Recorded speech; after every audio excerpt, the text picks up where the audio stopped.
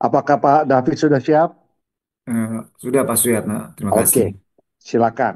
Ya, Puji Tuhan. terima kasih. Shalom Bapak Ibu semuanya, selamat pagi. Kita akan lanjutkan ya pembelajaran kita dari Roma 2 ayat 1 sampai 11. Nah, waktu yang lalu kita sudah bahas pertanyaan pertama ya.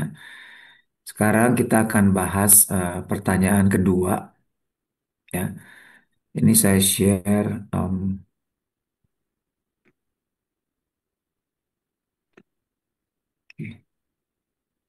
Ya, Bapak Ibu bisa lihat ini eh, ayatnya Roma 2 ayat 4. Nah, pertanyaannya adalah apa maksudnya kemurahan Tuhan dalam Roma 2 ayat 4? Dan bagaimana cara manusia menganggap sepi kemurahan Allah? Apa maksudnya kemurahan Tuhan dalam Roma 2 ayat 4 dan bagaimana cara manusia menganggap sepi kemurahan Allah? Ya, Roma 2 ayat 4 bunyinya begini, maukah engkau menganggap sepi kekayaan kemurahannya, kesabarannya dan kelapangan hatinya? Tidakkah engkau tahu bahwa maksud kemurahan Allah ialah menuntun engkau kepada pertobatannya, kepada pertobatan? Oke, silakan Bapak Ibu.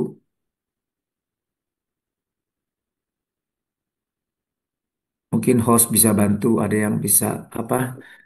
eh, Mau jawab silakan. Boleh jawab, Pak. Oke, silakan Bu. Thank you. Iya, yang kedua itu apa arti kemurahan Tuhan? Kemurahan Allah bukan hanya untuk menunjukkan kasih-Nya, tapi juga untuk menuntun kita kepada pertobatan, perubahan hidup yang membawa kita lebih dekat kepada Tuhan. Seringkali kita sebagai manusia terlalu mudah untuk mengabaikan atau meremehkan atau menganggapnya sebagai hal yang biasa, tanpa menyadari bahwa itu semua itu adalah kemurahan-Nya. Itu Pak mungkin. Ya, makasih Bu Indrayanti. Ya, ya. Mungkin ada yang mau tambahkan silakan Bapak Ibu. Apa maksudnya kemurahan Tuhan? Kekayaan, kemurahan, kesabaran, seperti apa realnya? Mungkin ya. Silakan teman-teman. Kekayaan, kemurahan daripada Saya Bapak ini. jawab ya Pak David, Silakan Bu Ripka. kemurahan ini, kesabaran ini sebenarnya semuanya karena kasih karunia Tuhan, Ya, karena Tuhan begitu mengasihi ya, jadi semuanya hanya kasih karunia-Nya saja. Itu Pak, makasih. Iya, iya. Makasih Bu Ripka. Jadi kalau kita lihat ya Bapak Ibu, ini kita nih di hari-hari terakhir ini ya, di eh, zaman akhir ini, di menjelang kedatangan Tuhan, kita nih diberikan kasih karunia yang di zaman-zaman sebelumnya tuh mereka nggak ada gitu. Jadi kalau mau mengerti ayat ini, maksud ini secara lebih mendalam, ya mereka harus eh, mengandalkan apa ya orang-orang yang sudah biasa eh, menggali dan sudah eh, membaca Alkitab secara menyeluruh sehingga mereka melihat ya koneksi-koneksi istilahnya konteksnya ya. Nah, kalau saat ini kita sudah punya tools ya, peralatan seperti ini sekarang yang saya Bapak Ibu lihat sekarang. Ini namanya Eastword ya. Bapak Ibu bisa download gratis Eastword ya di laptop aja lebih baik. Ya, terus kemudian Bapak Ibu bisa dalamnya nanti download nih semua teks-teks Alkitab. Nah, di sini ada commentary. Nah, tapi di sini khusus kalau kita mau belajar Alkitab, Bapak Ibu bisa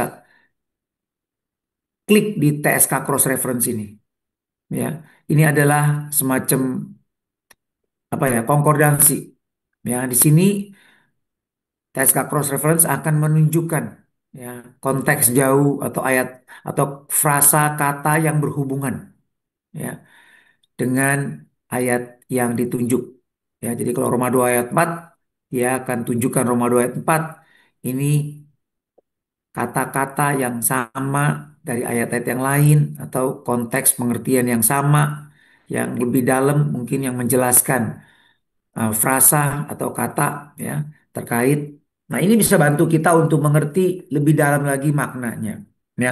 Nah, kalau kita lihat di dalam Roma 2 ayat 4 ini, eh, di sini Paulus mau eh, mengingatkan ya kepada orang-orang yang suka menganggap dirinya lebih baik dari orang lain. Nah, konteks menghakimi, jangan menghakimi di sini adalah bukan berarti dalam, jadi gini, menghakimi itu netral, ya, bisa jadi positif, bisa jadi negatif, ya, sama seperti pencobaan, ujian, itu katanya sama dalam bahasa Yunani, perasmos, ya, jadi ujian pencobaan itu eh, apa sesuatu yang netral, sesuatu yang alamiah.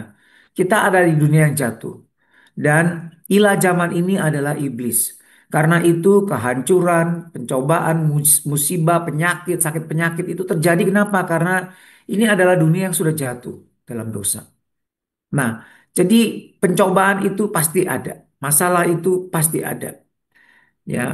Tetapi kalau kita eh, melekat kepada Kristus, maka kita akan keluar sebagai pemenang, ya. Tetapi jadi pencobaan itu tidak akan menghancurkan kita. Tetapi kalau kita di luar Tuhan, kita berjalan sendirian, maka pencobaan itu akan menjatuhkan lebih, membuat kita lebih jatuh ke dalam dosa atau menghancurkan hidup kita, ya, begitu. Nah, sama juga menghakimi di sini. 1 Korintus 2 ayat 15-16 menjelaskan bahwa orang yang menghakimi, apa spiritual man, manusia rohani itu menilai segala sesuatu, ya. Jadi ini saya kasih tunjukkan ya.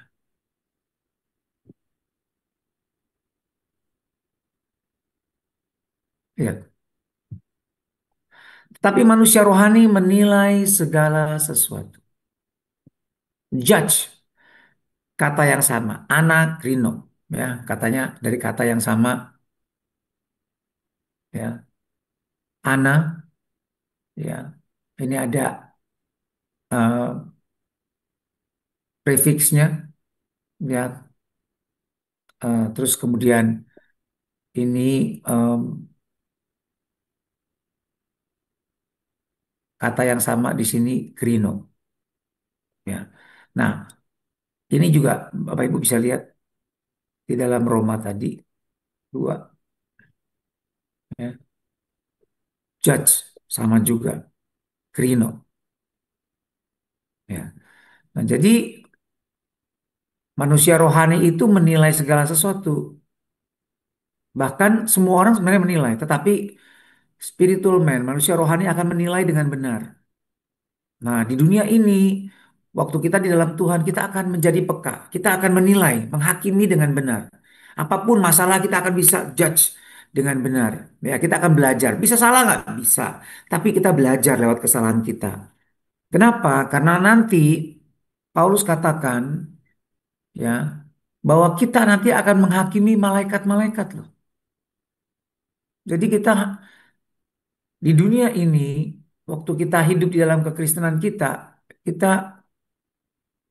eh, eh, belajar ya menghakimi dengan benar ya pada saat kita bertumbuh di dalam pengetahuan akan firman Tuhan, kita bertumbuh di dalam pengenalan akan Tuhan, kedewasaan rohani, maka kita akan semakin bisa menilai, menghakimi dengan benar ya. Tapi eh, nanti waktu kita memerintah bersama Kristus, maka kita akan menghakimi malaikat. Ya,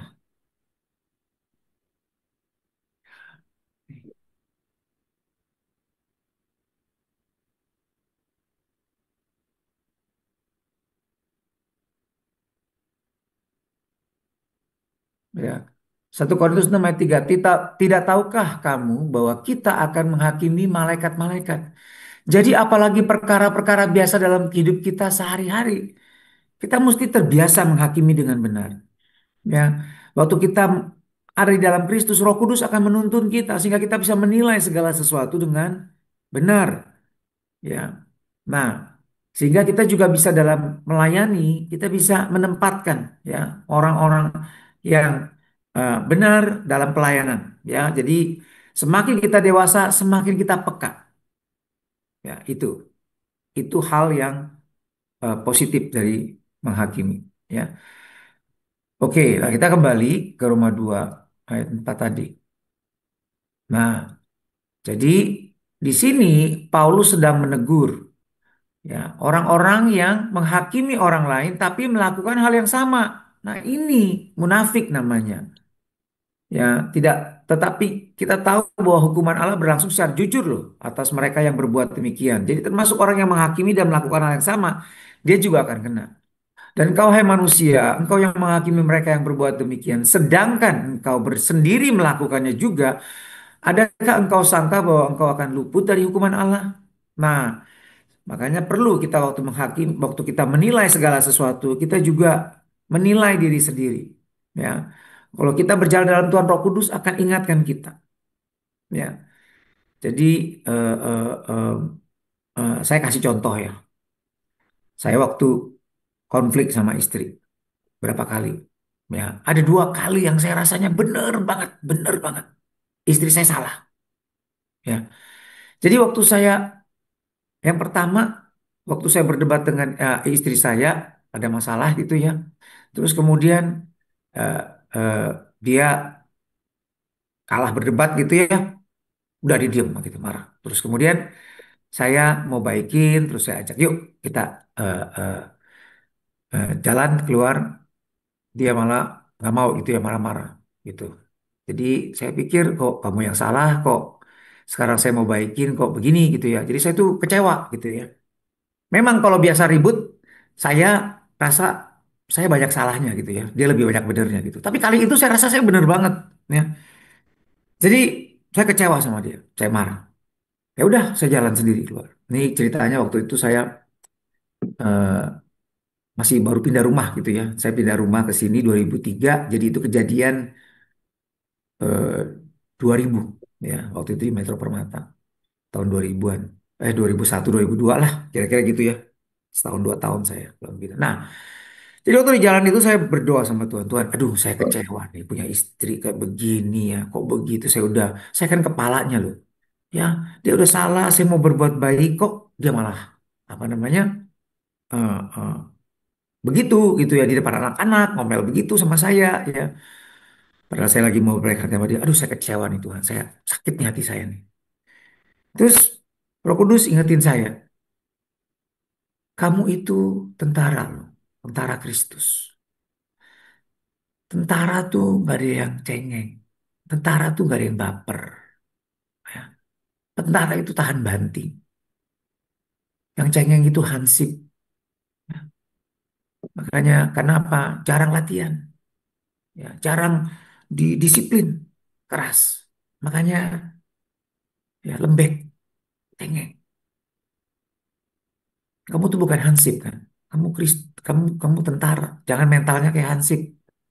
Aduh, saya langsung ketawa waktu itu. Ya, iya ya Tuhan. Aduh, saya kok kayak hansip ya.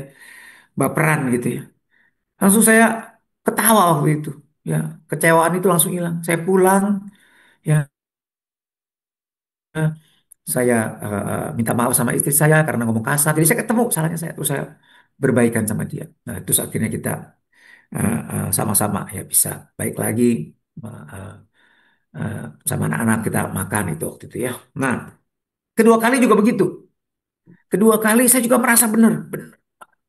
Terus kemudian waktu kita eh, eh, konflik waktu itu soal pelayanan gitu ya, beda pendapat soal pelayanan. Nah, saya merasa benar banget. Terus saya berdebat-berdebat, udah keluarin ayat firman Tuhan, terus dia kalah gitu, nangis gitu ya. Pokoknya dia walaupun nggak ada ayatnya, pokoknya pokoknya dia merasa benar gitu. Waduh, saya bilang ini gimana ya? Ya udahlah kita berdoa deh yuk, tanya Tuhan siapa yang benar. Udah berdoa. Waktu berdoa saya bilang Tuhan ini gimana nih ya? Ini kan mesti begini, pelayanan tuh mesti begini, kok dia begitu ya? Nggak bener nih. Ayat mana lagi nih Tuhan supaya dia sadar. Tiba-tiba Tuhan bilang begini. Nah, Roh Kudus ingetin saya. Kamu ini pemimpin loh. Ya. Istri kamu itu, anak-anak kamu itu orang-orang yang kamu pimpin. Nah kalau orang-orang yang kamu pimpin, kamu lihat gagal, salah. kamu lihat salah gitu mereka. Maka kamu itu sebagai pemimpin kamu gagal dalam mendidik mereka.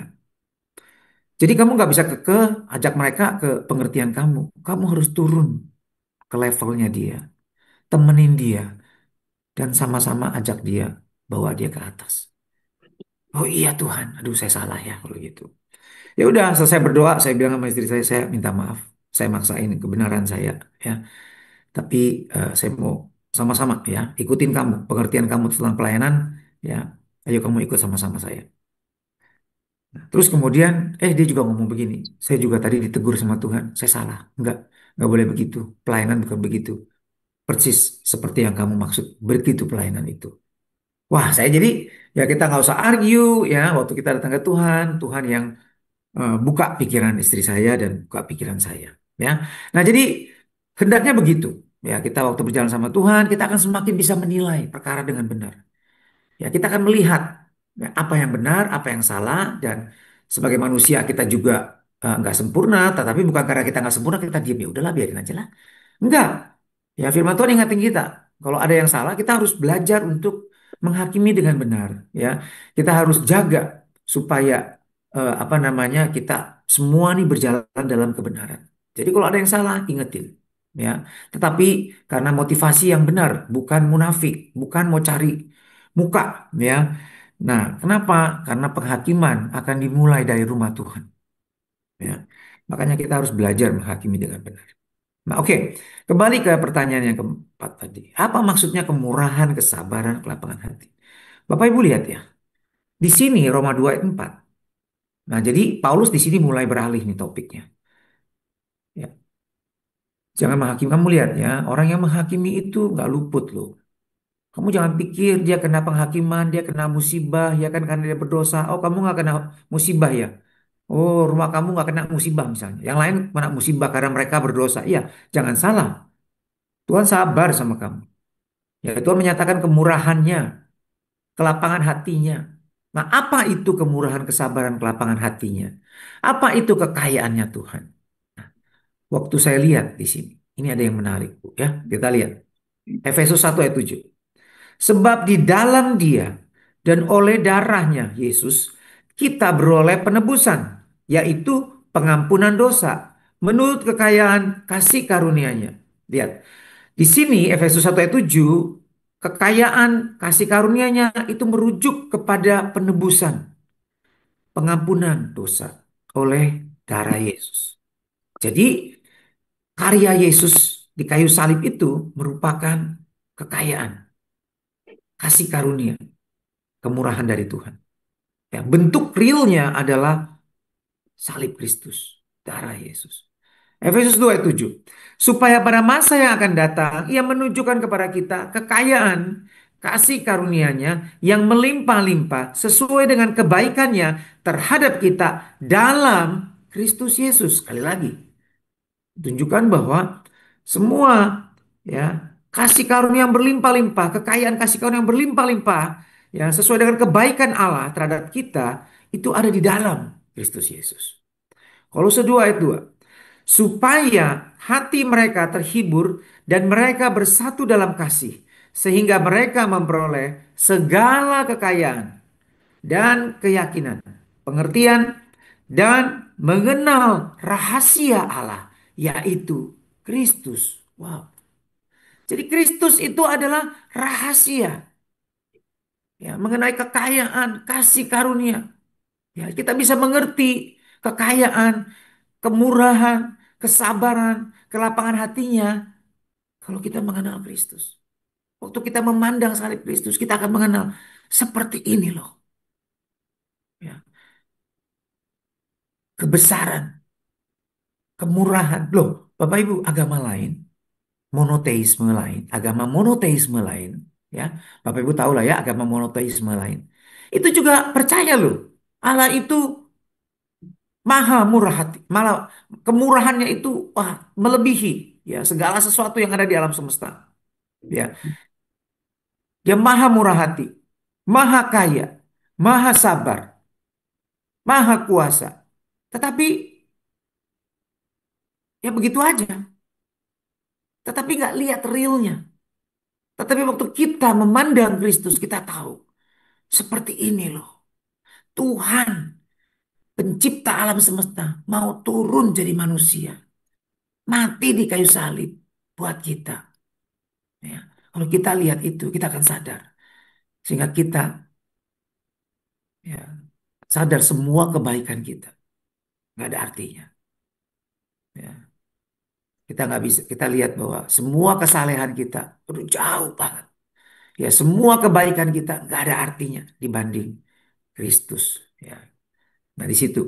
Nah, terus kemudian, tidak tahukah engkau bahwa maksud kemurahan Allah ialah menuntun engkau dan semua kemurahan Allah ini, kesabaran, kasih karunia, ya, kekayaannya, kelapangan hatinya, tujuannya satu. Sehingga kita tidak ya langsung dihakimi. Ya, kita boleh mendengar Injil. Nah, maksudnya apa? Untuk menuntun kita kepada pertobatan. Ya, 2 Petrus 3:9. Tuhan tidak lalai menepati janjinya.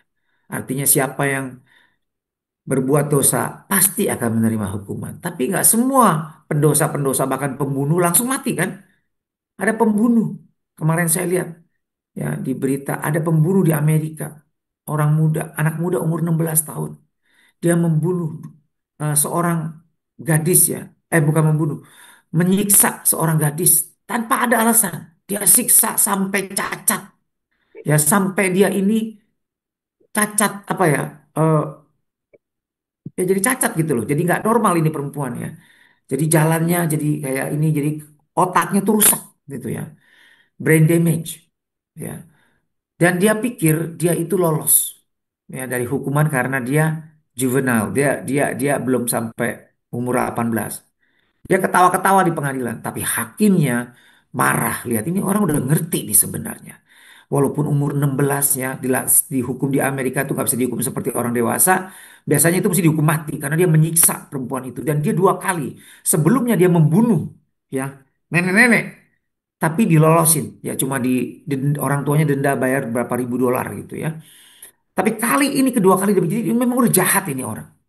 Ya, akhirnya hakim menghukum dia seumur hidup di penjara tanpa kemungkinan dibebaskan. Baru dia shock. Nah, jadi dia menganggap enteng kemurahan, ya, kesabaran Tuhan. Ya, dia pikir dia memuaskan hawa nafsunya, lalu ya itu nggak takut. Nah, sampai waktu hukuman ditimpa, baru dia kaget. Nah, sama sering manusia begitu juga. Ya, nggak apa-apa. Tuhan baik, Tuhan ngerti kok, Tuhan ngerti kok. Ya, ya Tuhan ngerti.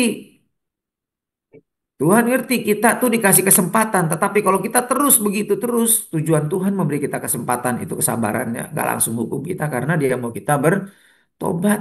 Tapi kalau kita dilihat Tuhan, wah ini orang nih dablek nih, ya nggak mau bertobat, anggap enteng apa kemurahan Tuhan, ya sudah, ya hukuman Tuhan akan ditimpakan, ya. Tetapi ya sabar terhadap kamu. Ya, Tuhan tidak lalai menepati janjinya sekalipun ada orang menganggapnya sebagai kelalaian, tetapi ia sabar terhadap kamu karena ia menghendaki supaya jangan ada yang binasa, melainkan supaya semua orang berbalik dan bertobat. Itu kemurahan Tuhan, itu kebaikan Tuhan yang kedua. Dia mengingini supaya semua orang bertobat. Darah Yesus, keselamatan Tuhan disediakan bagi semua orang, bukan hanya umat pilihan tapi bagi semua orang. Tetapi kenapa umat pilihan selamat? Karena umat pilihan adalah orang-orang yang Tuhan tahu mener- tidak tidak menganggap enteng ya kasih karunia Tuhan. Ya, yang tidak mau hidup terus dalam hawa nafsu, sadar akan kemalangannya dan sadar betapa dia butuh kasih karunia Tuhan. Ya, dia butuh keselamatan Tuhan. Oke, sampai di sini ada yang mau tanya? Kalau nggak kita lanjut ke pertanyaan berikut ya. Pertanyaan berikut, apakah maksud Roma 2 ayat 7 adalah orang di luar Kristus dapat selamat? Ya, apa benar? Jadi artinya kalau kita baca nih ya Roma 2 ayat 7, yaitu hidup kekal kepada mereka yang dengan tekun berbuat baik, mencari kemuliaan, kehormatan, dan ketidakbinasaan. Ya. Jadi Tuhan akan membalas setiap orang menurut perbuatannya. Hidup kekal diberikan kepada orang yang tekun berbuat baik, mencari kemuliaan, kehormatan, ketidakbinasaan. Tetapi murka dan geram kepada orang yang mencari kepentingan sendiri. Ya murka ini ya kebinasaan ya.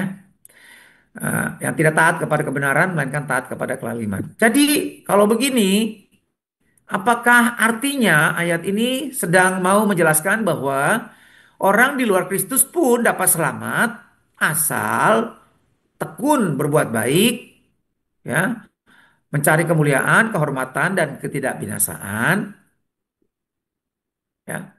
Jadi apa maksud sebenarnya ayat ini? Silakan Bapak Ibu ada yang mau bantu jawab?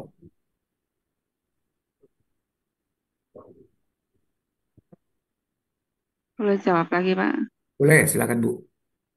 Ya, tentang Roma 2 ayat 7, tidak mengajarkan keselamatan karena perbuatan. Sebaliknya, ayat ini membuat kontras antara mereka yang diubahkan oleh kasih karunia Tuhan dan hidup untuk Dia dengan mereka yang menolak keselamatan dan kebenarannya.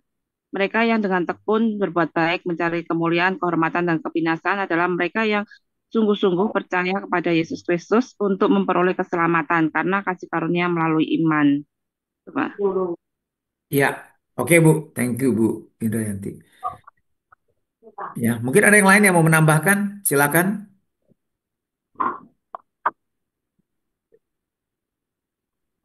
Dari tadi ibu-ibu terus ya. Apa karena ini mau hari Kartini kali ya? Iya. Jadi ibu-ibu semua nih yang jawab nih. Ya, saya maaf Pak Oh, Basuki, oh ya silakan Pak Martinus. Nah ini. bukan Hartono Jong. Oh, oke oke Ya, Hartono Jok. Oh ya Pak Hartono Jok. Silakan Pak Hartono. Sorry. ya. Jadi kalau apa dalam pemahaman saya gitu ya, selama saya belajar baca kitab suci gitu ya, sampai sekarang hari ini hanya di dalam Kristen pengikut Kristus lah ayat ini dikatakan bahwa manusia itu diselamatkan itu hanya karena kasih karunia ya, sesuai dengan Efesus 2 ayat 8 dan 9 itu. Jadi ada yang mengatakan bahwa kasih karunia dan perbuatan kan gitu ya. Saya katakan pada mereka tidak gitu ya, karena hanya kasih karunia gitu ya. Nah, jadi penghukuman ini Tuhan katakan bahwa tidak pandang bulu gitu ya. Jadi semua orang itu baik suku bangsa, laki-laki, perempuan, usia siapapun gitu ya, yang adalah eh, orang berdosa gitu ya. Jadi manusia itu diselamatkan itu berdasarkan kasih karunia di jalan kebenaran yang sesuai dengan hukum Allah yang kudus. Sebab keadilan Allah itu sangat ketat kan gitu ya. Jadi keselamatan itu ya tidak bisa dilakukan oleh kebaikan gitu ya, sama sekali tidak bisa gitu ya, tidak ada. Jadi pengorbanan hanya pengorbanan Yesus Kristus lah yang menyelamatkan manusia itu. Hanya jalan itu, tidak ada jalan lain gitu Pak. Iya, betul Pak Hartono. Jadi memang di Efesus 2 ayat 8 bicara begitu ya. Sebab karena kasih karunia kamu diselamatkan oleh iman. Itu bukan hasil perbuatanmu ya, tetapi itu pekerjaan Tuhan ya. Oke. Nah, sekarang bagaimana nih ayat ini? Ayat ini jelas-jelas bicara bahwa ya tadi seperti yang Bapak bilang Tuhan tidak memandang muka. Tuhan sebab Allah tidak memandang bulu. Ya, memandang bulu ini kita harus lihat dalam konteks apa? Lihat dari ayat 1. Ini semua manusia nih. Nah, Paulus tulis ini kepada siapa? Dia lagi ngomong sama siapa sih? Orang-orang Kristen. Dia sedang mengajar orang Kristen. Ya, bahwa Tuhan itu nggak pandang bulu. Jadi kita nggak boleh juga menganggap kita lebih baik. Yes. Ya, kita harus takut sama Tuhan. Yes. Kita harus sadar kasih karunia kebaikan Tuhan dalam Kristus. Yes. Tetapi kalau kita baca lagi di sini nih gimana nih? Ya. Tetapi oleh kekerasan hatimu yang tidak mau bertobat, engkau menimbun murka atasnya. Dan dia akan membalas setiap orang menurut perbuatannya. Perbuatannya. yang akan menentukan juga. Ya. Nah, hidup kekal ini diberikan. Jadi justru yang saya mau tanya nih, yang kita perlu jawab adalah bagaimana nih mereconcile ayat ini, Roma 2 ayat 7 dan ayat 8 dengan yang tadi. Karena kasih karunia ini enggak nih perbuatan kok. Kalau perbuatannya nggak bener nih, nggak selamat nih. Ya kan? Menurut ayat ini jelas-jelas kan, nggak usah ditafsir deh. Kita kasih 100 orang baca juga. Orang yang ngerti begitu baca, oh iya bener. Hidup kekal diberikan kepada mereka yang tekun berbuat baik, mencari kemuliaan, kehormatan, dan binasaan. Iya betul. Pasti jawabnya gitu. Nah, bagaimana menjelaskannya? Silakan Bu Shirley. Eh, Kalau menurut saya ya Pak ya, kita kan mendapatkan kasih karunia itu cuma-cuma, keselamatan itu pasti cuma-cuma. Tapi ada bagian kita yang mengerjakan keselamatan itu dengan takut dan gentar. Jadi Yes. keselamatan itu harus dikerjakan. Seperti kita, misalkan kita nggak mampu membeli mobil mewah sport, tapi kita dikasih hadiah mobil mewah. Itu kan suatu anugerah ya. Habis itu, apa yang kita lakukan dengan mobil mewah itu? Apakah kita tabrak-tabrakin? Apakah kita baret-baretin itu mobil gitu? Tapi kan kita rawat, walaupun kita tidak beli, ibaratnya gitu. Jadi keselamatan itu setelah kita terima, itu kan anugerah yang terbesar yang melebihi mobil mewah, permata, dan yang lain-lain. Apakah kita sembarangan menjaga menjaga anugerah itu? Apakah kita hidup serampangan ibaratnya gitu berantakan? Enggak Ya. kan? Kita jaga itu kita lakukan gitu. Kita melakukan bagian kita untuk menjaga ibaratnya mobil mewah tadi gitu kan. Walaupun itu hanya sebuah pemberian gitu kan. Tapi kan nggak mungkin kita eh, baret-baretin, kita coret-coretin gitu itu mobil. Terus kita tabrak-tabrakin. Ah, gue dapet gratis ini gitu. Nggak, saya rasa nggak mungkin gitu ya. Jadi kalau kita sudah terima keselamatan, kita akan kerjakan keselamatan itu. Nah, kalau orang yang kasih kita mobil mewah kita nggak bisa merawatnya, itu eh, ya ngapain gua kasih? Diambil aja. Apa yang kita tabur itu yang kita tuai. Jangan sesat. Di situ ada tulisan di ayat yang lain ya. Jadi gitu Hmm. menurut Ya. saya. Oke. Terima kasih. Makasih Bu Shirley. Ya, Bu Shirley, ya, ya bagus ya menjelaskan hal itu. Jadi balance betul. Nah, apa yang Ibu ngomong itu bisa dirangkum. Itu juga diingatkan Paulus ya, sama Rasul yang sama dia menulis Roma, dia menulis Korintus dan dia sedang memperingati orang Korintus ya di dalam 2 Korintus 6 ayat 1. Sebab sebagai teman-teman sekerja, kami menasehatkan kamu supaya kamu jangan membuat menjadi sia-sia kasih karunia Allah yang telah kamu terima. Jadi kalau membuat menjadi sia-sia kasih karunia Allah yang sudah kita terima, artinya kasih karunia nggak kelihatan efeknya, ya, nggak ada gunanya kasih karunia. Nah, caranya gimana? Waktu kita misalnya hidup dalam dosa, kita ya sudahlah take it for granted, ya kan? Toh itu kasih karunia, ya sudah, ya. Nah, itu yang Paulus ingatkan. Nah, makanya dia bilang, aku melatih tubuhku sedemikian rupa supaya jangan sampai aku yang memberitakan kasih karunia, tapi aku yang ditolak nanti. Kenapa? Aku tidak menggunakan kasih karunia itu. Nah, sama. Tadi yang Ibu Shirley bilang, dikasih mobil mewah, tidak dipakai, tidak dirawat. Jadi nggak kelihatan bahwa dia memiliki mobil mewah itu. Ya kan? Karena nggak pernah dipakai. Nggak dirawat, taruh di gudang, nggak kelihatan dia memiliki itu. Nah, bagaimana? Ya kalau dia dikasih, dia kan nggak bisa beli. Oke, dia dikasih nih. Nah, bagaimana supaya dia kelihatan dia punya mobil itu? Ya pakailah, nikmatilah kasih karunia itu. Ya, berjalanlah di dalam kasih karunia itu. Dalam konteks tadi Bu Syarli, bagus sekali. Berjalanlah di dalam mobil mewah itu. Nikmati supaya orang lihat. Wah, ini orang nih punya mobil mewah. Nah, sama. Supaya kelihatan kita punya kasih karunia Allah yang orang lain gak punya. Apa? Hidup dalam kebenaran. Ya, hidup di dalam hukum-hukum Kristus. Kok bisa dia ya? Oh, rupanya ada Kristus di dalam dia. Kok dia mengasihi musuh-musuhnya ya? Kok dia mengampuni orang yang berbuat jahat sama dia ya? Ada kan? Saya lihat juga di YouTube. Ya, ada seorang polisi perempuan di sidang. karena menembak mati ya seorang hitam. Ya, ini perempuannya bule, ya nembak mati. Terus dia disidang karena ternyata dia salah. Dia tidak kasih, nggak tahu bagaimana, tidak melanggar ketentuan deh, langsung tembak mati. Ya, mestinya nggak boleh dulu langsung tembak begitu ya, fatal. Entah peringatan, entah pakai apa. Karena orang itu tidak membahayakan atau gimana lah. Pokoknya ditembak mati, salah. Jadi dia dihukum, tapi adik dari korban itu diminta bersaksi, ya kan? Bagaimana? Terus dia bilang, iya itu salah, tetapi saya mengampuni dia. Ya, saya mengampuni walaupun itu sangat melukai hati saya, kakak saya meninggal. Ya, tapi saya mengampuni kamu, ibu polisi. Ya, karena Tuhan juga mengampuni kamu. Ya, berbaliklah karena Dia menerima kamu apa adanya. Ya, karena itu saya juga mengampuni kamu karena Tuhan sudah mengampuni kamu. Nangis itunya si si apa polisi wanita itu. Lalu kemudian anak ini minta izin sama hakim.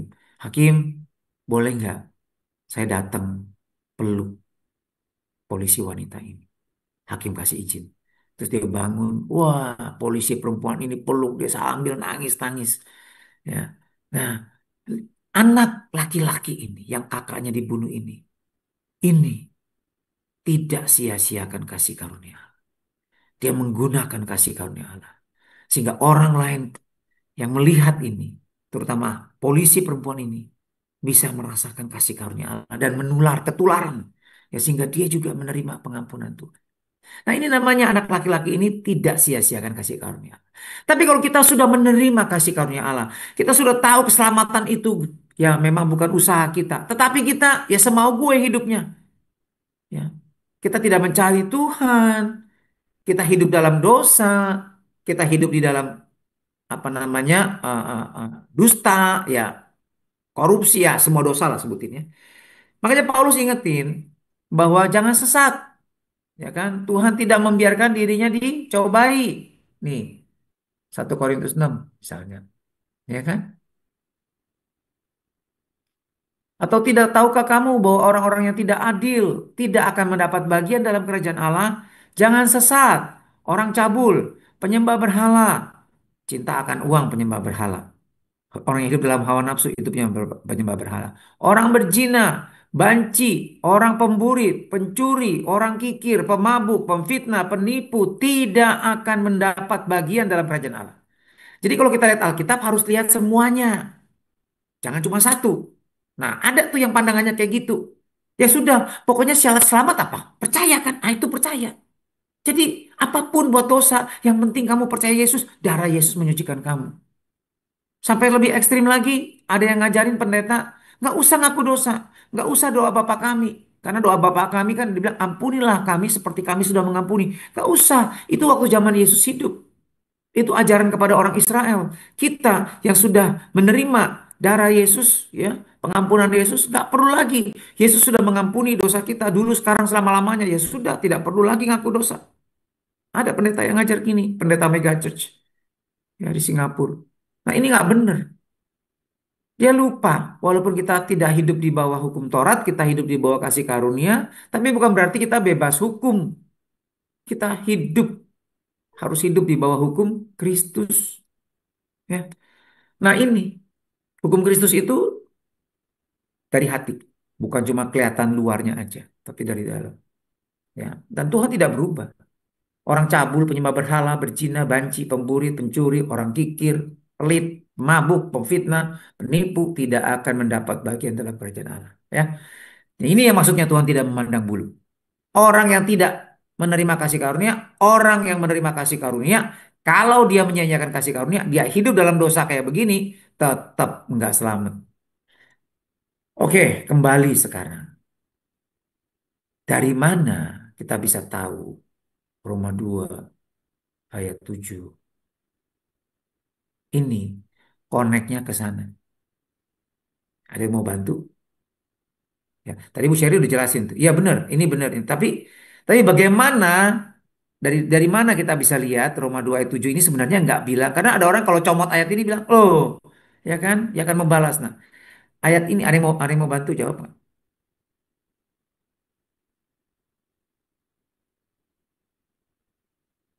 Ya, Pak Basuki ya. Kalau menurut saya ayat ini dikatakan bahwa Tuhan itu memandang orang benar gitu ya. Jadi di hadapan Tuhan itu tidak lihat siapakah dia, gitu, apakah dia benar atau orang berdosa gitu ya. Itu satu.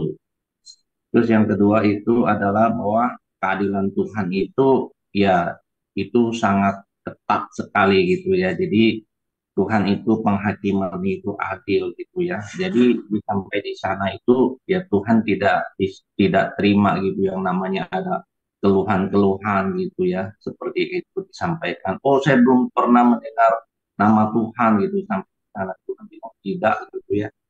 Nabi-nabi sudah diberikan gitu ya. Nah, jadi pesan daripada ayat 7 itu yaitu hidup yang kekal kepada mereka dengan tekun di sini. Di tekun di sini itu adalah mereka yang berbuat baik dan mencari kemuliaan Tuhan dan kehormatan dan ketidakbinasaan. Jadi mereka selalu itu haus kepada Tuhan dan mudah kepada Tuhan dan hanya menyembah Tuhan dan hanya percaya kepada Tuhan dan hanya beriman kepada Tuhan. Jadi hatinya itu selalu adalah Tuhan-Tuhan itulah. Nah, kelompok atau orang-orang demikian itulah yang mereka itu akan masuk dalam kerajaan Allah. Begitu Pak Basuki. Ya, jadi ya tadi nyambung yang tadi Bu Sherly ngomong ya. Jadi orang-orang yang menerima kasih karunia Tuhan adalah orang-orang yang sadar akan tadi ini. Ya, dia sadar akan penghakiman Tuhan. Bahwa hukuman Tuhan itu. Jadi kita baca ayat 7 jangan dilepas dari ayat-ayat di atasnya. Ya. Ya, jadi di sini dijelasin. Jadi orang-orang eh, yang melakukan kebenaran ini ayat 78 otomatis dia sadar. Kenapa dia melakukan itu? Karena dia sadar ada Tuhan dan Tuhan itu hakim yang adil. Nah, hukuman Allah itu berlangsung secara jujur atas orang-orang yang berbuat demikian, siapapun dia. Kalau dia buat dosa, sekalipun ngaku Kristen, walaupun pendeta, walaupun siapa gitu ya, tetap aja dia akan menerima hukuman yang sama. Karena Tuhan tidak memandang bulu gitu ya. Jadi sama. Nah, engkau tidak akan luput dari hukuman Allah nih. Jadi karena itu jangan anggap nah, orang-orang eh, yang yang tekun berbuat baik, mencari kemuliaan, ya kemuliaan apa? Kemuliaan dalam kekekalan. Kalau kita lihat konteksnya di sini, ya Bapak Ibu bisa lihat ayat-ayat ini ya. Ini bicara soal kemuliaan. Jadi gini nih. Sebaliknya bersukacitalah 1 Petrus 4 ayat 13-14. Bersukacitalah sesuai dengan bagian yang kamu dapat dalam penderitaan Kristus, supaya kamu juga boleh bergembira dan bersukacita pada waktu Ia menyatakan kemuliaannya. Berbahagialah kamu jika kamu dinista karena nama Kristus, sebab roh kemuliaan yaitu roh Allah ada padamu. Jadi orang yang mencari kemuliaan di sini bukan kemuliaan duniawi, pujian orang. Ya, ada orang yang mencari kemuliaan manusia, apa, pujian orang. Jadi kalau habis kasih donor apa donasi gitu ya, berapa ratus juta, ayo foto-foto masuk sosmed, masuk. Nah, itu mencari kemuliaan diri sendiri di mata manusia, bukan di mata Tuhan. Tetapi firman Tuhan ajarkan, kemuliaan yang benar itu diberikan kepada orang-orang yang melakukannya hanya untuk Tuhan, ya. Melakukannya secara tersembunyi. Waktu memberi dengan tangan kanan, tangan kiri tidak tahu. Ibaratnya saking bukan nggak apa nggak mungkin nggak tahu, tapi saking diam-diamnya itu loh, ya. Nah, dia nggak mencari pujian orang, tapi hanya perkenanan Tuhan. Nah, maka Bapamu yang ada di tempat tersembunyi akan memberikan berkat, upah, penghargaan, kemuliaan kepada orang itu. Ya kan? Sama juga kalau berpuasa. Jadi apapun yang kamu lakukan, lakukan dengan tersembunyi, bukan untuk dilihat orang. Maka Bapamu yang ada di tempat tersembunyi akan memberi upah, pujian, kemuliaan, kehormatan. Nah, gitu loh. Itu baru kemuliaan yang benar. Tapi kalau kemuliaan supaya dilihat orang, itu kemuliaan yang bukan kemuliaan, munafik. Itu ada hidden agenda, tidak tulus. Ya, sama nih seperti ada kemarin ngobrol sama Pak Tirto. Itu orang yang kasih dana misi untuk pelayanan misi 5 miliar. Sampai sekarang nggak ketahuan loh. Siapa? Nggak ada yang ngomong. Gosip juga nggak kedengeran. Ada gosip tentang siapa-siapa kayaknya. Nggak tahu. Ya, saya juga pernah kerja sama konglomerat ya. Ya, lumayan lah, ya, kaya. Tapi nggak pernah dengar kasih 5 miliar langsung. Diem-diem. Ada yang kasih gede, tapi foto-foto habis itu. Tahu ya, masuk koran.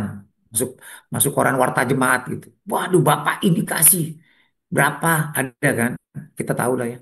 Orang terkenal konglomerat kasih itu. Tahu semua namanya, dicatat.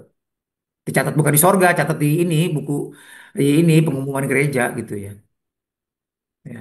Tapi orang yang ya tadi memberi ya, begitu besar tapi nggak pernah mau dilihat apa nggak pernah ketahuan siapa. Memang di dunia ini nggak dicatat namanya, nggak ketahuan siapa namanya. Tapi di surga nama dia dicatat. Itu orang yang mencari kemuliaan yang sejati. Nah, itu orang-orang yang ada dalam Kristus. Dia yang mengerti kemuliaan yang sebenarnya. Nah, dia ngerti nah, apa artinya kehormatan yang sebenarnya, ketidakbinasaan. Jadi, nah menariknya di sini nih. Jadi, kalau kita bicara di Alkitab mengenai ketidakbinasaan, itu konteksnya adalah, jadi bukan hanya berbuat baik, mencari kemuliaan, kehormatan, ini masih bisa disalah tafsir. Tapi kalau udah bicara soal ketidakbinasaan, dan kita lihat konteks dekat maupun konteks jauh itu hanya dalam Kristus. Kenapa? Karena di sini ketidakbinasaan hanya hanya hanya ada dalam kemurahan Allah, bukan karena usaha kita konteksnya. Ya, jadi kita bisa selamat itu karena yang tadi Pak Hartono bilang, karena kasih karena kemurahan Allah. Nah, orang yang mengerti kemurahan Allah, dia akan hidup seperti ini. Dia akan mencari terus ketidakbinasaan, terus menerus. Ya, oke. Nah, jadi kembali ya saya lihat. Nah, iya betul. Jadi ini kata kerjanya bahasa Yunani present active participle. Ya, dia lakukan itu sebagai suatu habit, sebagai suatu kegiatan yang terus-menerus. Ya, ya. Jadi bukan sekali-kali doang, tapi itu jadi habit, itu jadi apa ya? Jadi kebiasaan baru dia setelah dia mengalami Kristus. Lifestyle. Kita bisa berbuat baik karena kita bisa mengasihi karena Tuhan terlebih dahulu mengasihi kita. Jadi kita bisa hidup dalam kebenaran karena kita mengalami Kristus. Oke ya. Ada yang bertanya, ada yang mau tanya sampai sini?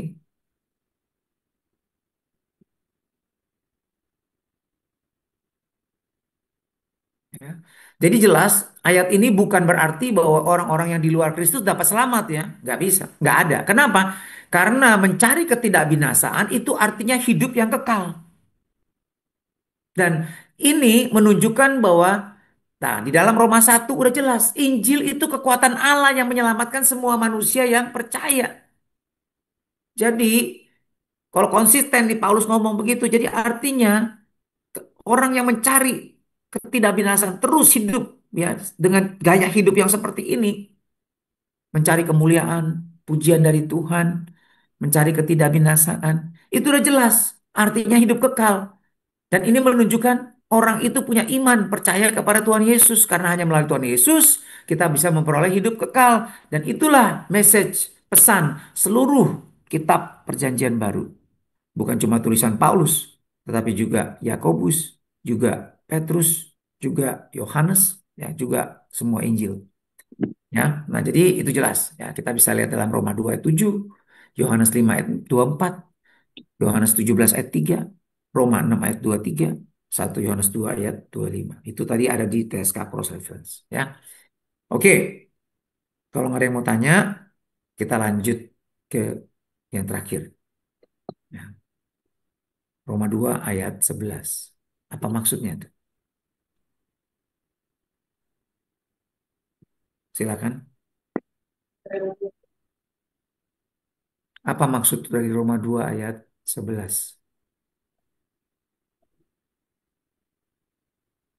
Silakan. Ada yang pria sejatinya, silakan bisa dibantu jawab. Di sini kan kayaknya tempatnya pria sejati sama sama para ini ya, wanita bijak ya nggak salah ya. Kartini-Kartini semua ada di sini sih. Apa? Makanya dari kemarin-kemarin yang aktif jawab itu Kartini-Kartini kita nih. Nah, sekarang Silakan yang pria sejatinya, giliran boleh menjawab. Tadi pria sejatinya satu ya Pak Hartono ya. Yang lain silakan.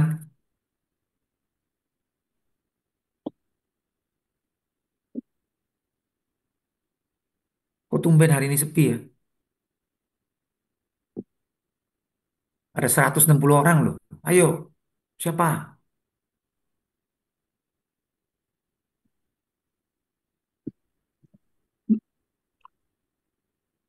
Silakan, host bisa bantu. Menunjukkan keadilan Allah. Nah, ini.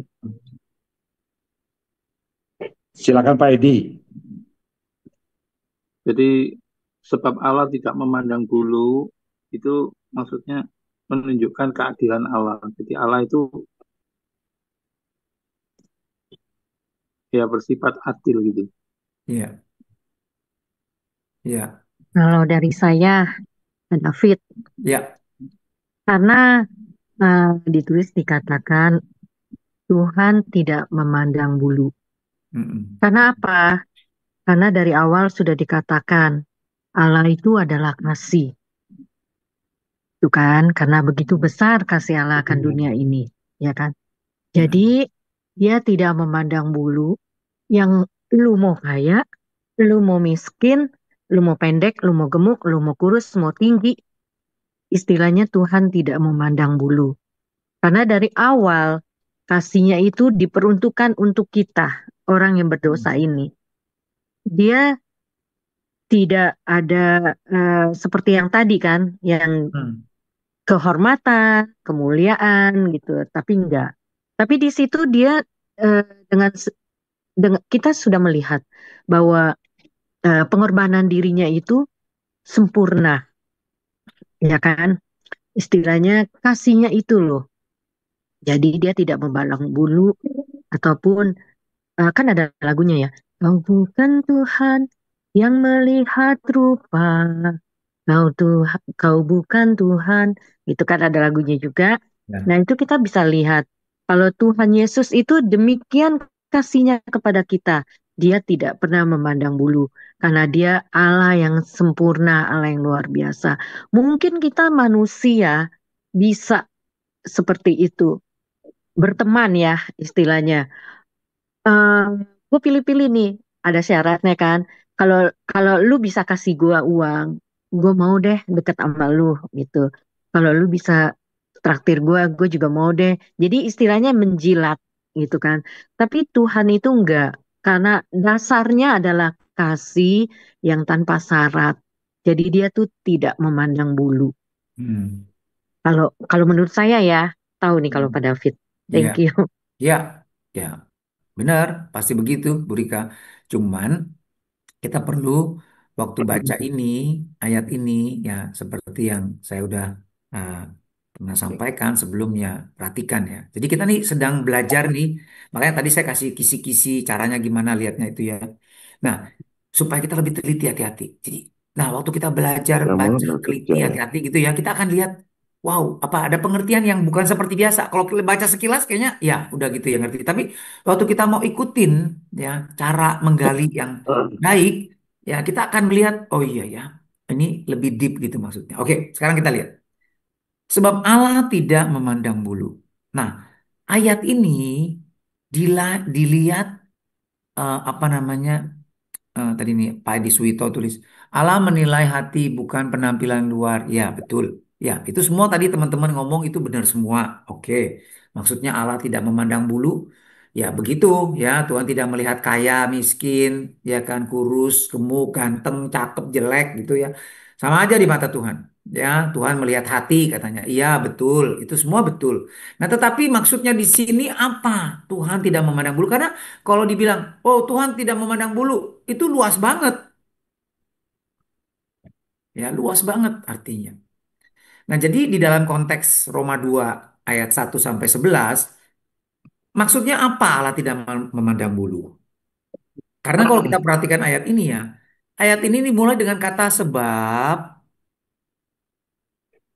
ingat, sebab Allah tidak memandang bulu. Jadi kalau ada kata sebab, artinya kalimat ini Allah tidak memandang bulu itu kaitannya dengan ayat-ayat di atasnya. Ya. Nah, ini bicara soal apa? Apakah soal bicara Tuhan tidak melihat perbuatan kita, Tuhan melihat hati kita, Tuhan tidak melihat kekayaan kita, Tuhan melihat hati kita. Ya itu semua betul. Kalau cuma dilihat Allah tidak memandang bulu, bisa aja pengertiannya gitu. Tetapi kalau kita lihat karena ayat ini dimulai dengan kata sebab Allah tidak memandang bulu, maka kita harus lihat konteks maksudnya Allah tidak memandang bulu di sini dalam hal apa. Nah, artinya kalau kita melihat, nah apa namanya nih ya, kita lihat nih. Sebab Allah tidak memandang bulu. Jadi dari sini nih, dari ayat sebelumnya yang tadi kita mau ngomong. Ya, ya dari ayat 7. Ia ayat 6. Ia membalas setiap orang menurut perbuatannya, yaitu hidup kekal kepada orang yang dengan tekun berbuat baik mencari kemuliaan kehormatan ketidakbinasan, tetapi murka dan geram kepada mereka yang mencari kepentingan sendiri, yang tidak taat kepada kebenaran melainkan taat kepada kelaliman. Penderitaan dan kesesakan akan menimpa setiap orang yang hidup berbuat jahat pertama-tama. Orang Yahudi, orang Yunani. Orang Yahudi ini yang mengaku anak Allah nih, umat Allah nih. Ya, orang Yunani juga. Ya, nah yang menganggap orang Yahudi barbar, tidak berpendidikan. Nah, orang Yunani itu aristokrat, intelek. Orang Yahudi barbar. Ya, nah sama aja, tetapi kemuliaan, kehormatan, damai sejahtera akan diperoleh orang-orang yang berbuat baik. Pertama-tama Yahudi, orang. Nah ini buka ya jadi damai. Jadi orang yang benar-benar berbuat baik itu akan menerima kemuliaan, kehormatan, damai sejahtera. Yes, ya pasti.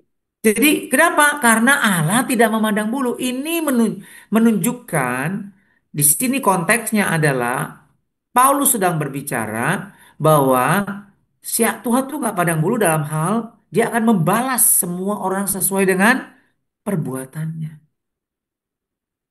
Kalau kita sungguh-sungguh cari Tuhan, ya bukan cuma omong-omong aja percaya Yesus, tapi sungguh-sungguh menguduskan Yesus sebagai Tuhan dalam hidup kita, ya bukan berarti kita sudah jadi sempurna, tidak bisa berbuat dosa, bisa, tapi kita akan begitu jatuh dalam dosa, kita akan sadar, kita akan menyesal, kita akan mengakui dosa kita, ya kita akan mau berubah, bertobat.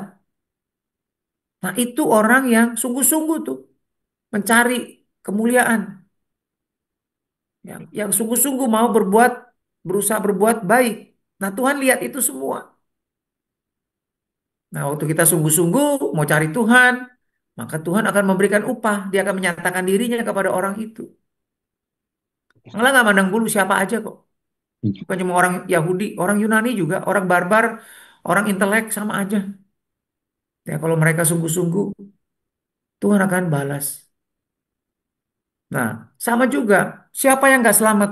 Kita kembali ya ke konteks yang lebih jauh. Ya,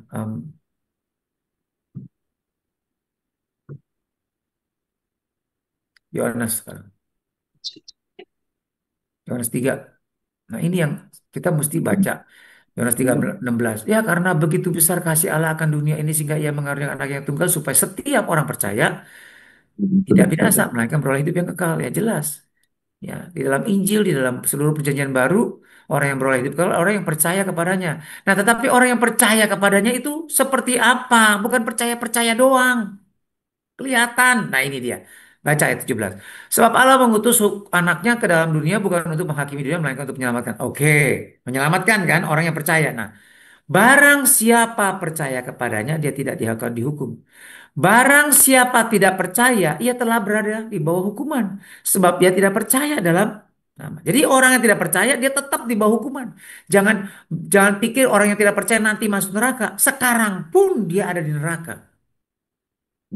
Tidak ada damai sejahtera. Tidak ada sukacita yang sejati dari Tuhan. Karena damai sejahtera sukacita hanya diberikan kepada orang yang sungguh-sungguh ada dalam Kristus. Yaitu orang yang beriman.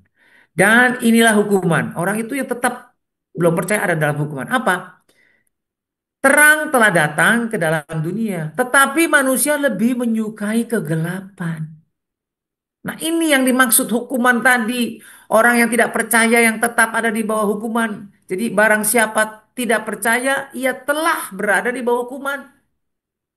Nah, Jadi apa artinya tuh orang yang ada di bawah hukuman? Bagaimana orang yang di bawah hukuman itu? Ya ini, ya inilah hukuman. Terang sudah datang, tapi manusia lebih menyukai kegelapan daripada terang. Sebab perbuatan-perbuatan mereka jahat. Barang siapa berbuat jahat membenci terang, tidak datang kepada terang. Nah, jadi itu ya orang-orang yang tidak percaya. Mereka lebih menyukai kegelapan.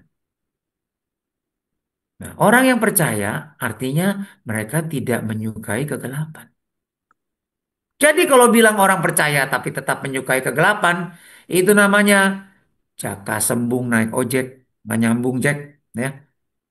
Sebab barang siapa berbuat jahat yang membenci terang. Jadi ini, kalau orang yang tidak percaya, dia pasti membenci terang dan tidak ada kebenaran dalam dia. Dia pasti berbuat jahat walaupun kelihatannya baik, walaupun kelihatannya terhormat. Ya. Tapi siapa yang melakukan benar, ya datang kepada terang. Nah ini dia orang yang percaya. Dia datang kepada terang. Ya, jadi nggak ada orang yang percaya lebih menyukai kegelapan, hidup dalam dosa. Enggak, itu nggak benar, itu nggak nyambung. Pura-pura itu namanya. Ya, oke. Ada yang mau tanya? Silakan. Ada yang tadi resen ya, saya lihat. Ya, Silakan Bu Pak Certi. Basuki, eh, saya mau pengertian saya selama ini ya Pak Basuki ya, mungkin dikonfirmasi. Eh, kan kita orang percaya pada Tuhan. Iblis pun percaya gitu kan di Yakobus 2 kalau nggak salah ya.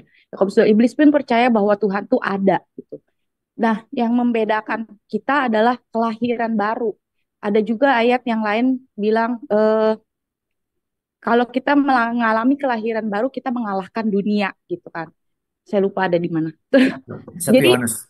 Mm-mm. iya, jadi kita mengalahkan dunia gitu. Jadi intinya Mm-mm. adalah kelahiran baru dan pertobatan gitu. Jadi Mm. nggak cuma hanya percaya oh ya Yesus itu ada, oh ya Yesus itu ada. Karena iblis pun percaya bahwa Yesus itu ada. Iya Iya. benar. Dan bahkan dia takut gitu, gemetar gitu kok bahwa nama Mm. Tuhan tuh ada gitu. Tapi yang membedakan kita adalah kita yang mengalami kelahiran baru di dalam Kristus, menjadikan Iya. Tuhan sebagai juru selamat, menjadikan Yesus itu penguasa tunggal atas hidup kita. Nah, Iya. itulah yang maka Roh Kudus itu akan ada di dalam hidup kita dan itulah yang memampukan kita mengalahkan dunia gitu, Iya. mengalahkan ibaratnya yang itulah yang kelaliman lah, apalah gitu, perjinahan Iya. lah.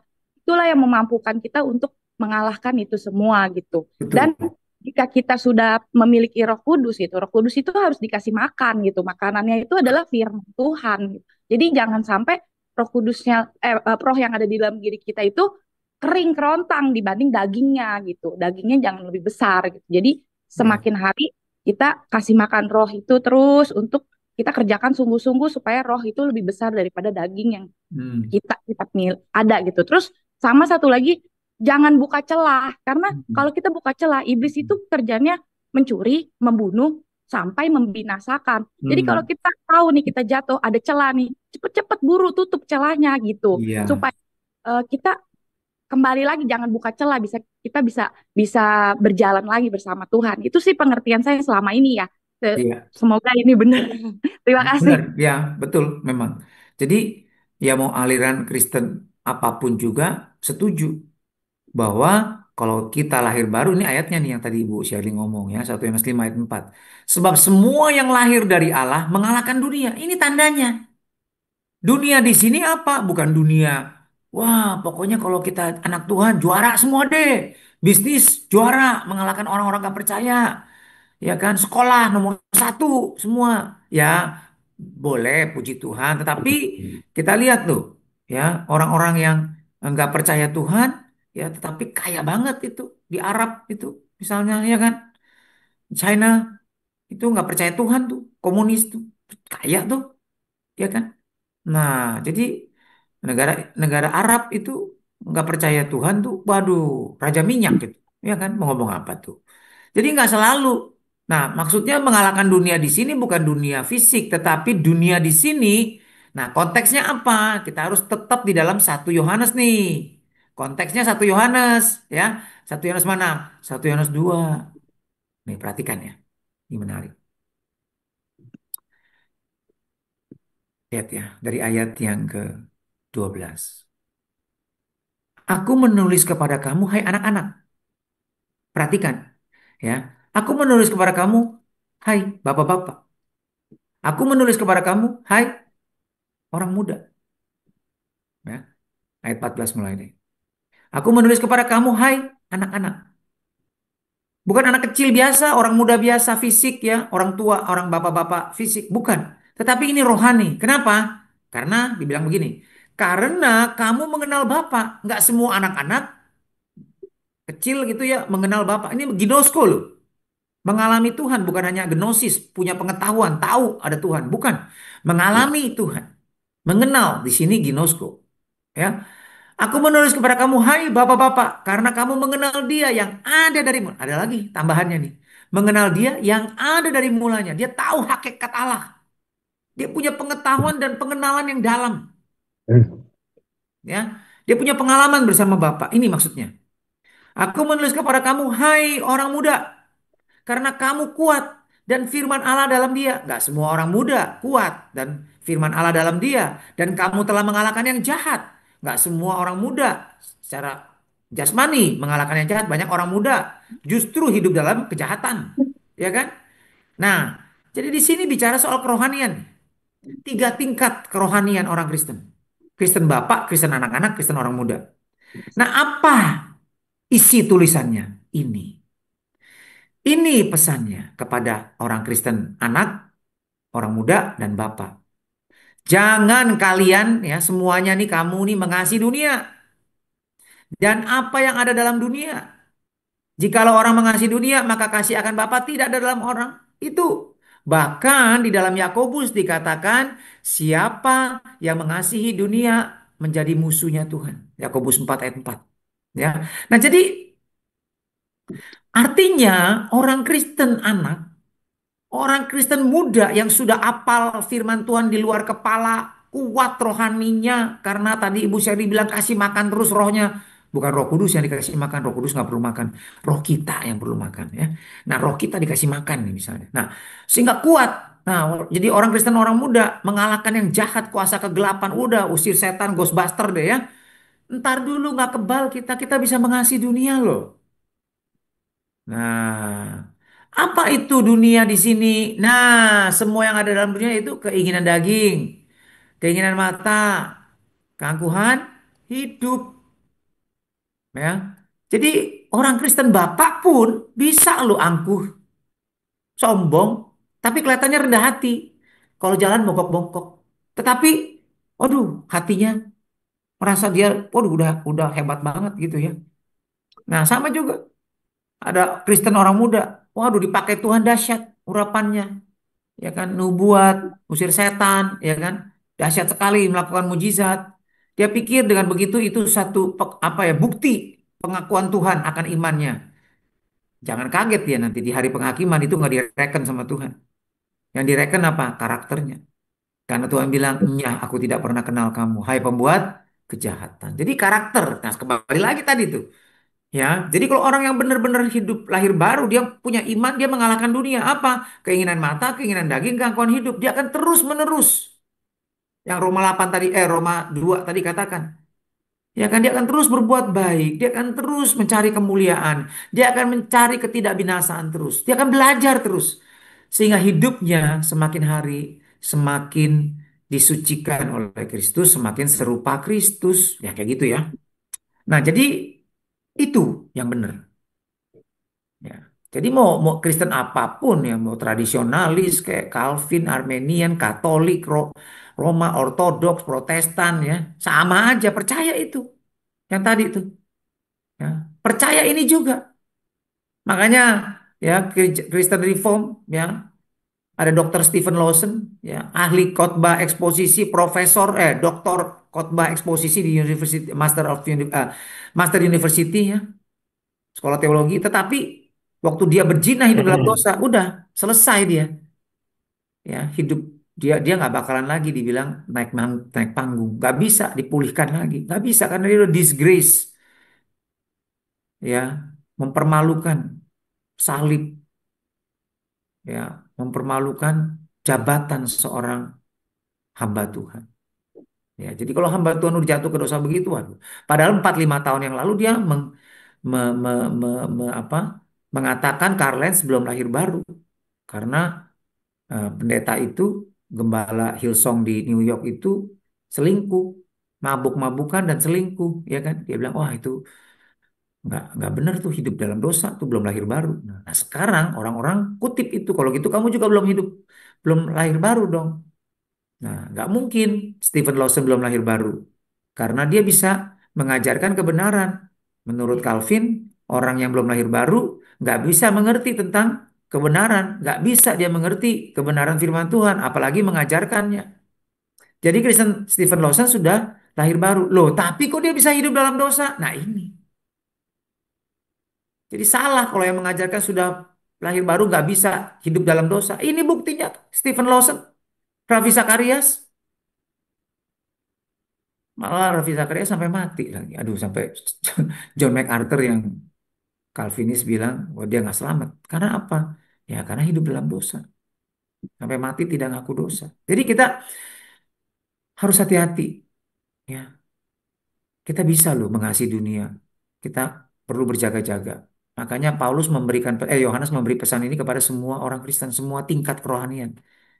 Makanya ada pesan berjaga-jaga. Ya, Petrus juga ingetin, ingat, musuh kamu, lawan kamu, iblis itu berjalan keliling seperti singa, mencari orang yang dapat ditelannya, ya kan? Nah, jadi semua kita nih orang Kristen mengalami pencobaan kemungkinan yang sama, ya. Sadarlah dan berjaga-jagalah lawanmu si iblis berjalan keliling sama seperti singa yang mengaum-ngaum dan mencari orang yang dapat ditelan. Siapa yang dapat ditelan? Nah ini lihat. Lawanlah dia, iblis, dengan iman yang teguh. Nah, ini nasihat kepada siapa? Orang Kristen. Karena orang Kristen yang punya iman. Nah tapi bukan sembarang iman, harus lawan dengan iman yang teguh.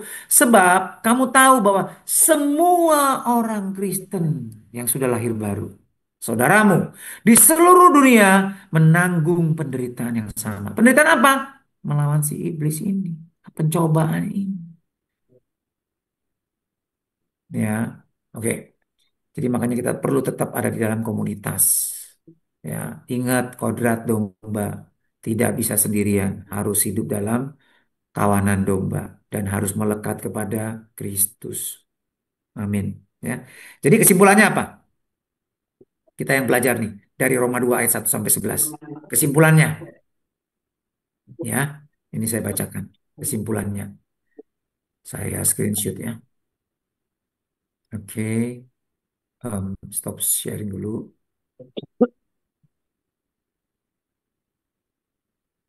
Ya.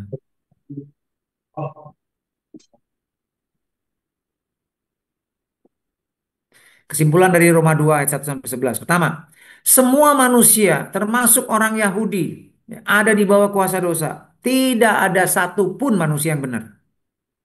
Ya, semua manusia ada dalam kuasa dosa. Karena itu manusia tidak dapat bangga akan kebaikannya.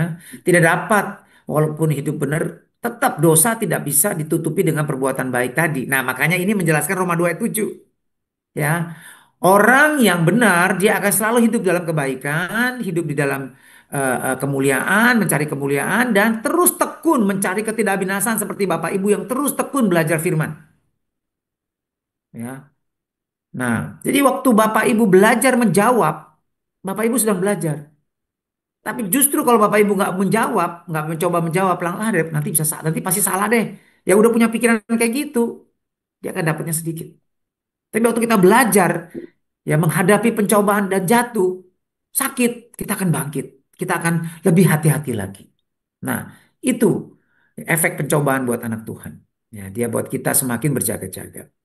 Karena itu manusia tidak dapat bangga akan kebaikannya karena semua kebaikan manusia seperti kain kotor di mata Tuhan. Yesaya 4 ayat 6. Hanya darah Yesus yang dapat menyucikan dosa dan membawa kita kepada kebenaran dan kehidupan kekal. Yang kedua, Allah itu murah hati dan sabar kepada orang berdosa. Dan semua itu dinyatakan dalam Kristus. Jadi kemurahan, kekayaan Tuhan itu hanya bisa kita mengerti pada saat kita mengenal Kristus dan karya penebusannya. Ya, sehingga kita bisa mengampuni orang yang bersalah kepada kita. Sehingga kita tidak menyimpan kesalahan orang lain. Sehingga kita tidak akan sombong bangga dengan apa yang sudah kita capai. Ya, karena kita tahu itu semua karena kasih karunia Tuhan. Kita tidak akan sia-siakan karena kasih karunia Tuhan. Ya, Ia ingin agar kita semua manusia bertobat dan diselamatkan. Namun Tuhan tidak membiarkan dirinya dipermainkan oleh orang-orang yang tidak tulus, ya, dan yang tidak mau bertobat dan menggunakan agama untuk keuntungan pribadi. Murka Allah akan turun atas orang-orang demikian. Yang terakhir, Allah adalah adil.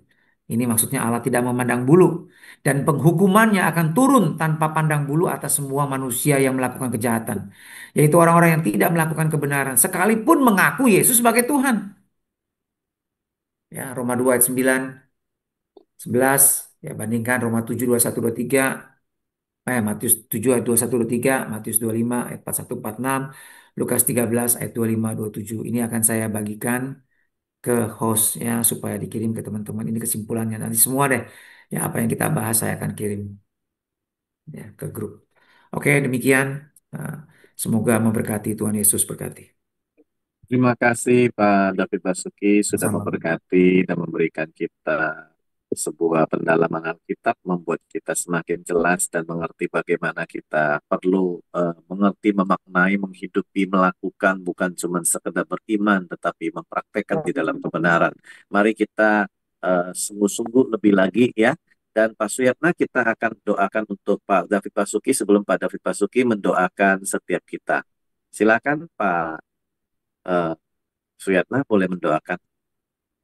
Oke, mari kita tubuh Kristus berdoa untuk Pak David Basuki. Ya Abah, ya Bapak, kami mengucap syukur terima kasih untuk hamba-Mu Bapak David Basuki yang Tuhan sudah pakai pada pagi hari ini untuk menjelaskan akan firman Tuhan ya Tuhan, sehingga kami sebagai tubuh Kristus di dalam Koram Deo ini boleh lebih lagi mengerti, lebih dalam lagi mengerti, lebih sadar lagi melakukan hal-hal yang sesuai dengan firman Tuhan ya Tuhan. Tuhan memberkati hamba-Mu Pak David ini dalam kehidupannya, kesehatannya, rumah tangganya, pelayanannya, biar terus berbuah-buah. Biar ada urapan yang selalu baru yang datang daripada Tuhan ya Tuhan. Terima kasih, terima kasih. Terima kasih, kami serahkan seluruh kehidupan hamba-Mu di dalam nama Tuhan Yesus Kristus. Amin. Amin. Terima kasih Pak Suyatna. Mari kita angkat tangan kita berdoa. Bapa di sorga, kami sudah makan firman-Mu pagi hari ini. Kami sudah menikmati Engkau pagi hari ini. Tuhan, Engkau buka mata setiap kami. Tuhan, supaya kami boleh sadar semua kekayaan, kemurahan, kasih karunia-Mu itu ada dalam Kristus Yesus. Amin. Tuhan, biar kami boleh sungguh-sungguh rindu semakin mengenal Kristus. Biar kami terus memandang salib. Tuhan, walaupun kami tidak melihat tangan-Mu yang terpaku, kami tidak melihat mahkota duri-Mu, kami tidak melihat lambung-Mu yang tertikam, kami tidak melihat kaki-Mu yang tertusuk paku, kami tidak melihat bilur-bilur-Mu Tuhan yang merobek pungguk-Mu Tuhan. Tapi kami percaya Tuhan, Engkau Tuhan yang menebus dosa kami. Tuhan, terima kasih Tuhan buat kemurahan-Mu. Biar kami terus Tuhan memandang Engkau Tuhan dengan mata iman kami Tuhan. Sehingga apapun yang kami alami Tuhan, firman-Mu Tuhan kami simpan dalam hati. Firman-Mu yang menghibur kami, yang menguatkan kami di masa-masa kami menghadapi pencobaan, masa-masa sukar. Tuhan, kami boleh dihibur, kami boleh dikuatkan Tuhan oleh firman-Mu Tuhan. Dan biar Tuhan, Roh-Mu yang ada di dalam kami terus memimpin kami Tuhan. Dalam kami mengerti firman-Mu, dalam kami mentaati firman-Mu, sehingga kami boleh melihat Engkau semakin nyata dalam hidup kami. Tuhan, Kau lihat tangan-tangan kami yang terangkat. Tanda kami butuh Engkau tiap jam, tiap waktu Tuhan. Karena itu Tuhan, bagi kami semua yang mau berkomitmen Tuhan, bukan hanya menjadi pendengar, tapi menjadi pelaku firman Tuhan. Tuhan, berkatilah dan lindungilah kami. Sinarilah kami dengan wajah-Mu Tuhan dan beri kami kasih karunia. Hadapkan wajah-Mu kepada kami setiap waktu dan beri kami damai sejahtera. Bapak Ibu Saudara sekalian, biarlah kita semua yang sebentar akan berpisah. Terimalah berkat yang sempurna dari Bapa di sorga, cinta kasih dari Tuhan Yesus Kristus, dan persekutuan dalam Roh Kudus menyertai kita semua mulai hari ini sampai selama-lamanya. Kita semua yang menerima berkat Tuhan, sama-sama katakan amin. Amin. Amin. Amin. Amin. Tuhan Yesus